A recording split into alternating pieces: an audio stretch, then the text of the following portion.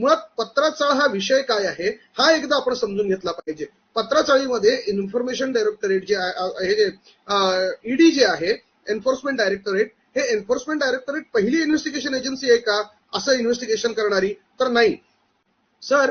माझ्याकडे आता सगळ्या त्याचे उल्लेख आहेत. यापूर्वी म्हणजे ज्यावेळेस हे प्रकरण घडलं याच्या आधी 2018ला खरं तर याच्या संदर्भातला गुन्हा, पत्राचाळीच्या बाबतीतला गुन्हा दाखल कुठे झाला?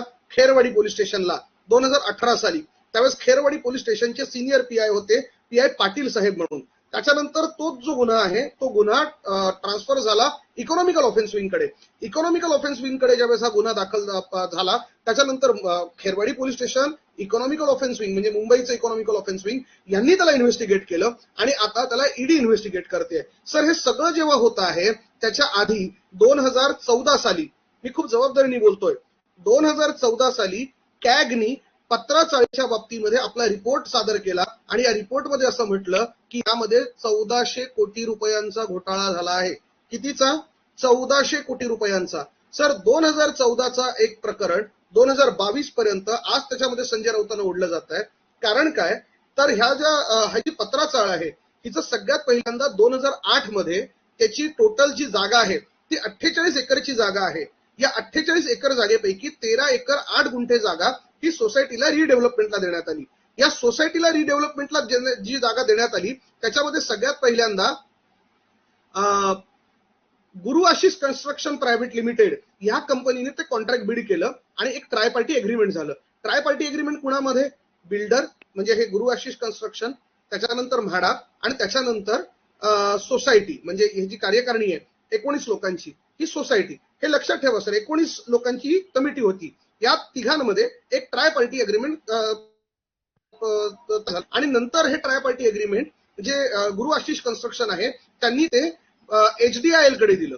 मग या सगळ्या प्रकरणामध्ये संजय राऊतांचा संबंध कुठे असा प्रश्न निर्माण होणं अत्यंत स्वाभाविक आहे. सर गुरु आशिष कन्स्ट्रक्शन प्रायव्हेट लिमिटेड मध्ये बोर्ड ऑफ डायरेक्टर ज्याला BOD म्हणतात त्या BOD असणाऱ्या व्यक्तीचं नाव आहे प्रवीण राऊत. प्रवीण राऊत या माणसाचा संजय राऊत यांच्याशी कुठलाही नातेवाईक म्हणून संबंध नाही. मी पुन्हा सांगतो, नातेवाईक म्हणून प्रवीण राऊतांचा संजय राऊतांशी कुठलाही दुरान्वयही संबंध नाही. हाच BOD जो प्रवीण राऊत आहे या प्रवीण राऊतला नंतर गुरु आशिष कन्स्ट्रक्शनचा रिप्रेझेंटेटिव्ह म्हणून HDIL ज्यांना हे सगळं दिलं गेलं त्यांच्याकडे गेला. HDIL वरती 2018ला गुन्हा दाखल झाला. 2019ला पहिल्यांदा प्रवीण राऊतांना अटक झाली. त्यानंतर 2022ला प्रवीण राऊताला पुन्हा अटक झाली आता याच वर्षी. आणि नंतर त्यांना असं म्हणत आहेत की प्रवीण राऊतच्या म्हणजे HDILच्या अकाउंटवरनं 55 लाख रुपये संजय राऊत आणि राऊतांकडे गेलेले आहेत आणि ह्या 55 लाख रुपयांचा हिशोब म्हणून तो जो सापडत नाहीये म्हणून मनी लॉन्ड्रिंगची केस होते.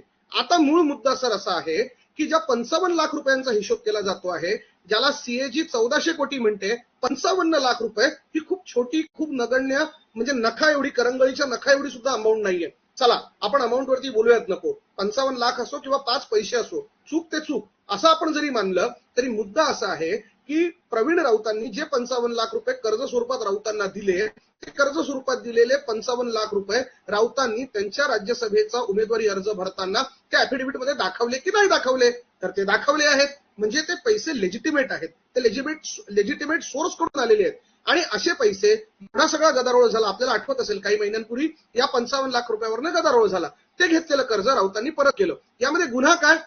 तर प्रवीण राऊत हा त्या HDILचा पार्टनर रिप्रेझेंटेटिव्ह गुरु आशिष कन्स्ट्रक्शनचा तो एका मनी लॉन्ड्रिंग केसमध्ये आहे म्हणून तो जर असेल त्या केसमध्ये म्हणून संजय राऊत जर आरोपी होणार असतील, मला असं वाटतं हे अत्यंत हास्यास्पद आहे. आपल्या सगळ्यांना कल्पना आहे की याच अनेक अशा कंपन्या आहेत, अनेक अशा एजन्सीज आहेत ज्या एजन्सीजवरती ईडीची कारवाई चालू आहे आणि त्यांनी भारतीय जनता पार्टीला इलेक्शन बॉन्डच्या रूपाने, इलेक्ट्रोल बॉन्डच्या रूपाने देणग्या दिलेल्या आहेत.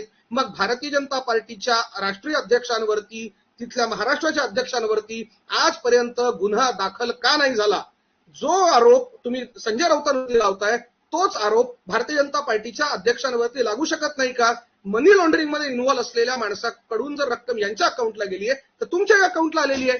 मग त्यांच्यावरती आणि संजय राऊत दोघांवरती गुन्हा का दाखल होऊ शकत नाही? मी हे सांगतो, यांच्यावरती गुन्हा यासाठी दाखल होऊ शकत नाही कारण की प्रवीण राऊतनी पैसे कुठून आणले, त्याच्या पैशांचा सोर्स लेजिटिमेट होता की इलेजिटिमेट होता हे मला माहिती असण्याचं काही कारण नाही. मला म्हणजे संजय राऊतांना किंवा ज्यांनी ते कर्ज घेतलंय अशा व्यक्तींना ते माहिती असायचं काहीही कारण नाही. त्यांना कर्ज होतं, त्यांनी कर्ज मागितलं आणि ते कर्ज त्यांनी घेतलं, ते कर्ज त्यांनी फेडलं. घेतलेलं कर्ज निवडणूक आयोगाला दाखवलं, घेतलेलं कर्ज इन्कम टॅक्सला दाखवलं. याच्यामध्ये भ्रष्टाचाराचा प्रश्न येतो कुठे? केवळ प्रवीण राऊतला अटक झाली आहे म्हणून संजय राऊतांना अटक होणार असेल तर मग याच नियमाने भारतीय जनता पार्टीच्या राष्ट्रीय अध्यक्षांना, महाराष्ट्राच्या अध्यक्षांना अटक का नाही होत आहे अजूनपर्यंत? त्यांनी पण घेतलेले आहेत. जर समजा अशी माहिती एन्फोर्समेंट डायरेक्टोरेटकडे नसेल तर आपल्या माध्यमातून मी सांगतो अशा 5 कंपन्यांची यादी मी द्यायला तयार आहे. प्रश्न असा आहे की एन्फोर्समेंट डायरेक्टोरेटचे जे गुलाम आहेत, मी त्यांना नोकर पब्लिक सर्वंट म्हणणार नाही, कारण की पब्लिक सर्वंटचं ब्युरोक्रेसीमध्ये एक वेगळं स्थान आहे. त्यांनी स्वतःचा लीगल माइंड अप्लाय करायचा असतो.